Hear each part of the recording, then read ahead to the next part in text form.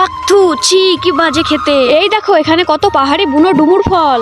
এই পাগলি, ওইগুলো বুনো ডুমুর ফল। তুমি হাসছো কেন? দেখছো না এই বুনো ডুমুর ফলগুলো কত বড় বড়? তোমার আদরের ননদ প্রথম প্রথম এমনটাই ভাবতো। আরে ও ভাবি, এই বুনো ডুমুর ফলগুলো কাঁচা খেতে পারবে না, খুব কষ্ট।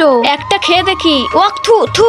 দেখলে তো, তোমাকে আগেই বললাম এই বুনো ডুমুর ফলগুলো কাঁচা খেতে পারবে না। এখন বিশ্বাস হলো তো? তুমি মন খারাপ করো না ভাবি, ফলগুলো তুলে নিয়ে গিয়ে জেলি বানিয়ে দেবো। তাহলে তো বেশ ভালোই হয়, এখানে অনেক ডুমুর ফল আছে। আরে চলো চলো, এই ফলগুলোর পিছনে ফালতু সময় নষ্ট করো না। ভাবি তুমি ভাইয়ের কথা শুনো না তো? ফলগুলো দেখে বোঝার উপায়ই নেই যে এই ফলগুলো কাঁচা খাওয়া যায় না। না থাক, আমিও কটা তুলে নিই, পরে না হলে ওরা রাগ করতে পারে। বন্ধুরা, আল্লাহকে ভালোবাসলে লাইক করো, আর যদি শয়তানকে ঘৃণা করো তাহলে চ্যানেলটা সাবস্ক্রাইব করো। ভাবি ভাই আবার কোথায় গেল? আমাদের ফেলে চলে যায়নি তো? তাড়াতাড়ি চলো দেখি। ভাই ভাই, ও মা গো, ভূত ভূত।